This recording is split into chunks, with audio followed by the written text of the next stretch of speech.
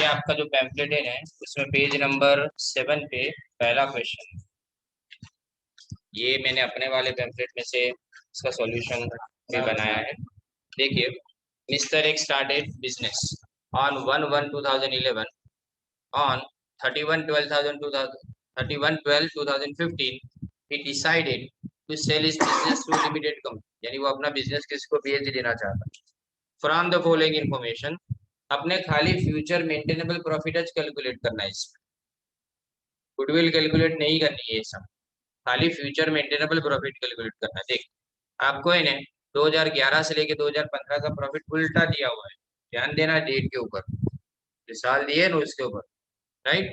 तो अपने सबसे पहले क्या करें, देखो calculation of average future maintainable profit AFMP find out करने का टेबल बनाए, उसमें प्रॉफिट सेल्स गिवन जो तुमको प्रॉफिट दिया है ना वो अपने यहाँ पे लिख दिया। देखिए 10,000, 40,000, 50,000, 60,000, 93,000, ये सब आपको क्वेश्चन में दिया है, बट नीचे से ऊपर अपने को करना है उसको, राइट, साल के हिसाब से। अब मैं पहला एडजस्टमेंट आपको समझा रहा हूँ, क्या लिखा है। ऑन 1/7/2013 4,000 का रिपेयर एक्सपेंस था, जो रूटीन में था। कैसा था? रूटीन एक्सपेंस था। उसको क्या किया गया, कैपिटलाइज किया गया। अब कैपिटलाइज करें ना तो उसको क्या करना पड़े पता है, कैपिटलाइज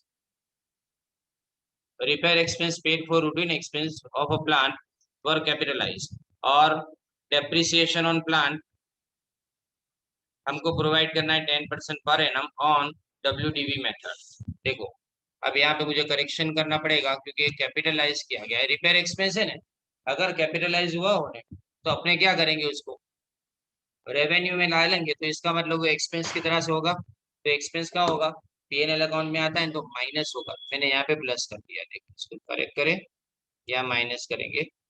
अब अगर ये माइनस होगा तो ध्यान देना, ये वर्किंग बता रहा हूँ नीचे में आपको, डेप्रिसिएशन पहले साल 4,000 के ऊपर 10%, 7वें महीने से डेप्रिसिएशन की नहीं, 7, 8, 9, 10, 11, 12 को खत्म हो जाता है साल, तो 6 महीने का डेप्रिसिएशन 200 आया पहले साल। अब WDV पे डेप्रिसिएशन, तो हर साल डेप्रिसिएशन माइनस करके जो बची हुई फिगर है उसके ऊपर डेप्रिसिएशन ढूंढना पड़ता है। तो देखो दूसरे साल हम 4,000 में से पहले वाला डेप्रिसिएशन यानी 200 माइनस करेंगे, तो तुम्हारी WDV कितनी आई, 3,800। उसके ऊपर डेप्रिसिएशन अगर देखें तो 3,800 के ऊपर 10% यानी 380। इसी तरह से WDV 1/1/15 की यानी नेक्स्ट ईयर, पिछले साल की 3,800 अब कितनी हो जाएगी, 380 हो जाएगी। अब ये इसमें से 380 माइनस कर दो, 3,420 हो जाएगी, यानी अब इस पे 3,420 के ऊपर अपने 10% डेप्रिसिएशन की है, तो कितना आएगा, 342। अब यहाँ पे मैंने ऊपर जो माइनस किया हुआ है वो गलत है, अपने क्या करेंगे, इसको प्लस करेंगे, क्योंकि डेप्रिसिएशन यहाँ पे क्या होता है, तुम्हारा इतना फायदा हुआ, पहले तुमने डेप्रिसिएशन गिना था क्योंकि उसको तुमने क्या किया था, कैपिटलाइज किया, मतलब डेप्रिसिएशन अब निकाल देना है। डेप्रिसिएशन डेप्रिसिएशन अगर निकल जाएगा तो फायदा हुआ ना तुम्हारा। याद हमेशा ये रखना है कि अगर एक चीज को माइनस करेंगे तो दूसरी चीज यानी डेप्रिसिएशन प्लस होगा, और अगर ऊपर अपने प्लस करेंगे तो नीचे माइनस होगा, ये याद रखना है। अब देखो सेकंड एडजस्टमेंट में बताया है कि ड्यूरिंग 2015 प्रॉफिट हुआ सेल ऑफ फर्नीचर के ऊपर। अब फर्नीचर बेचने पे जो प्रॉफिट होता है 3,000 का, वो हर साल थोड़ा होगा, वो हर साल थोड़ा होगा। तो 3,000 का प्रॉफिट अपने निकाल देना है, 2015 में से निकाल देंगे, इसका मतलब माइनस करेंगे। तो देखो यहाँ पे माइनस किया हुआ है, profit on sale of furniture 3,000, right. Next, the closing stock for the year 2011 was under value. अब क्लोजिंग स्टॉक कहाँ पे लिखता है, अपने ट्रेडिंग अकाउंट में, क्रेडिट में। क्रेडिट में अंडर वैल्यू यानी कम लिखा है, तो अगर बढ़ाऊंगा तो प्रॉफिट बढ़ जाएगा, राइट। तो 2011 में प्रॉफिट बढ़ेगा, तो बढ़ेगा तो देखो ये रहा, मैंने लिखा है यहाँ पे under valuation of closing stock 10,000, right. अब इस साल का क्लोजिंग स्टॉक आधे साल का क्या होगा, ओपनिंग स्टॉक हो गया। अब ओपनिंग स्टॉक तुम कहाँ लिखते हो, डेबिट साइड पे। अब डेबिट कम लिखा तो बड़ा हो गया तो प्रॉफिट कम हो जाएगा।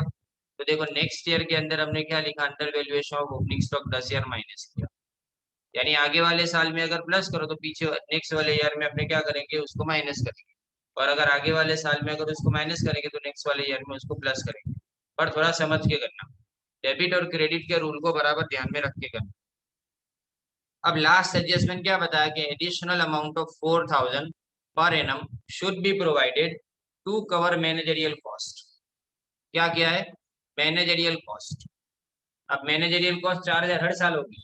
हर साल होगी तो देखो हर साल तुमको माइनस करने की, ये रही 4,000 4,000 4,000 4,000 4,000, पांचों 5 साल तुमको माइनस करने की। अब इसको अपने करेक्ट करना पड़ेगा। देखो ये जो 50,000 वाली कॉलम है ना, वहां से लाओ। देखो 50,000, उसमें से 4,000 माइनस होगा, उसमें 200 प्लस होगा, और दूसरे 4,000 उसमें से माइनस होंगे, तो 42,200 आएगा। 42,200 टू 3 भी कर दूं, 126600।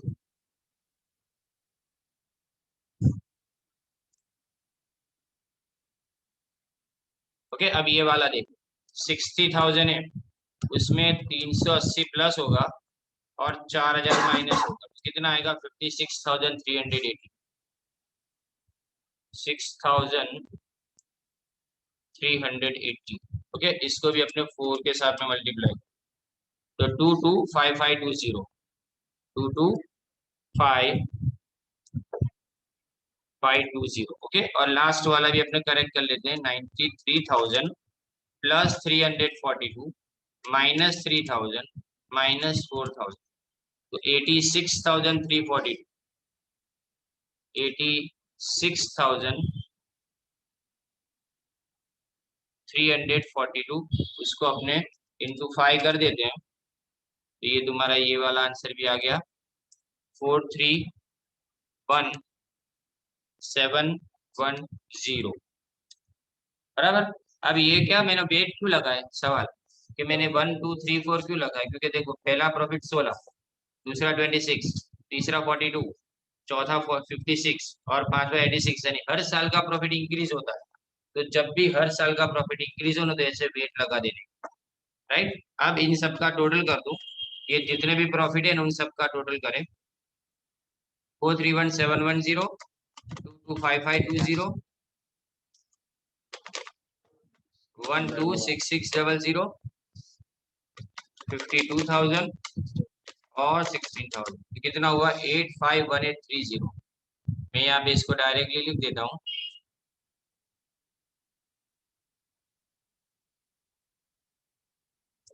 851830। इसको डिवाइड किसके साथ में करेंगे? अपने 15 के साथ।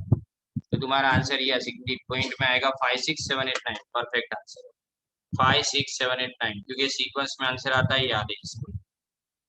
70। ओके, ये तुम्हारा आंसर हो गया। right? इसमें कोई number of years of purchase आपको बताया नहीं गया, यानी number of years of purchase आपको देखना नहीं है इसके अंदर। इसलिए ये सम क्या है? खाली future maintainable profit find out करने का, जो अपने एमसीक्यू के अंदर 2 मार्क के पूछ सकते हैं, वैसे सम ये। okay? ये पेज नंबर 7 के ऊपर आपका सेकंड क्वेश्चन है। सेकंड क्वेश्चन में 3 मेथड को कवर करते हैं। इसमें देखो प्रॉफिट आपको दिया है 2012-13 का 75,000, 2013-14 90,000, 2014-15 आपको 82,500।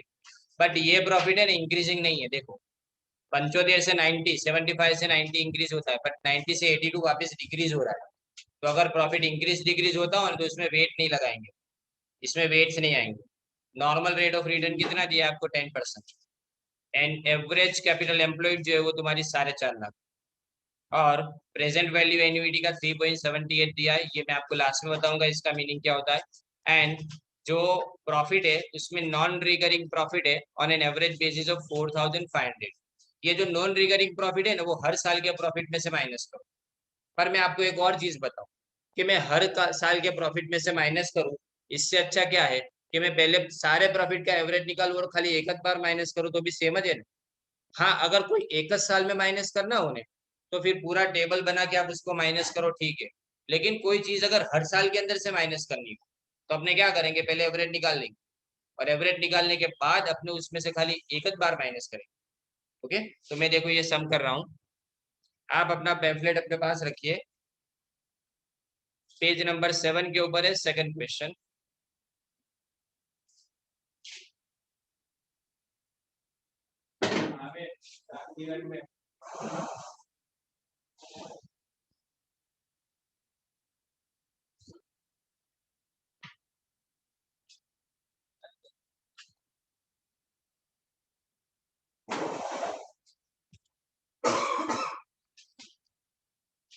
अब देखिए सबसे पहले अपने क्या फाइंड आउट करेंगे, working note number 1, calculation of average FMP, right. Average FMP अपने फाइंड आउट करेंगे। अब एवरेज एफएमपी फाइंड आउट कैसे करेंगे, तो सबसे पहले एवरेज प्रॉफिट, ये तीनों 3 साल के प्रॉफिट कितने कितने, 75, 90 एंड 82,500, तो 75,000 प्लस 90,000 प्लस 85,000 82,500 और डिवाइडेड बाय क्या कर देना है, सिर्फ 3 है ना, इसलिए कितना आता है आंसर, 82500। अब उसमें से मैं क्या करूंगा, मैंने जो बताया आपको कि हर साल के अंदर जो नॉन रिकरिंग प्रॉफिट है ना वो माइनस करेंगे। तो नॉन रिकरिंग प्रॉफिट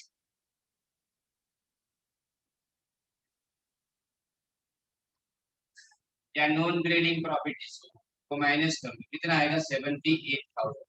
ये तुम्हारा एवरेज फ्यूचर मेंटेनेबल प्रॉफिट आ गया, राइट। अब नॉर्मल प्रॉफिट, तो नॉर्मल प्रॉफिट का मतलब क्या, नॉर्मल प्रॉफिट यानी कैपिटल एम्प्लॉयड इनटू एनआरआर। अब कैपिटल एम्प्लॉयड आपको क्वेश्चन में दी है, वो कैपिटल एम्प्लॉयड आपके लिए है 4.5 लाख यानी 4,50,000 और एनआरआर आपको पहले एडजस्टमेंट में आई थिंक नहीं, फोर्थ एडजस्टमेंट में आपको दिया है, नहीं फर्स्ट में दिया है, सेकंड जो लिखा है normal rate of return is 10%, तो इसको 10% करो तो कितना आया आपका 45,000। अब इन दोनों के ऊपर से अपने क्या फाइंड आउट करेंगे, सुपर प्रॉफिट। तो देखो सुपर प्रॉफिट यानी, सुपर प्रॉफिट यानी एवरेज एफएमपी में से अपने नॉर्मल प्रॉफिट को माइनस करेंगे। अब एवरेज एफएमपी 78,000 है, उसमें से मैं 45,000 को माइनस करूँ तो कितना आएगा, 33,000। ये तुम्हारा सुपर प्रॉफिट आ गया। अब अपना पहला कैलकुलेशन क्या बताया आपको, गुडविल। 3 अलग अलग मेथड से फाइंड आउट आपको करनी है, तो तीनों 3 मेथड से फाइंड आउट करना हम यहाँ पे देखें। पहले फर्स्ट गुडविल बाय, कौन सी मेथड है, goodwill by 5 years purchase of super profit method, by 5 years purchase of super profit. तो हम यहाँ पे गुडविल लिखे, गुडविल यानी super profit into number of years of purchase,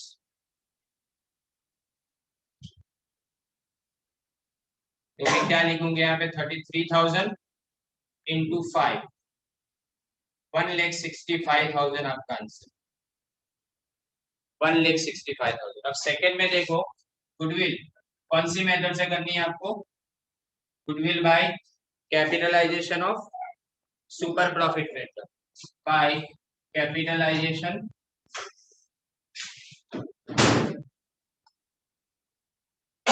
super profit.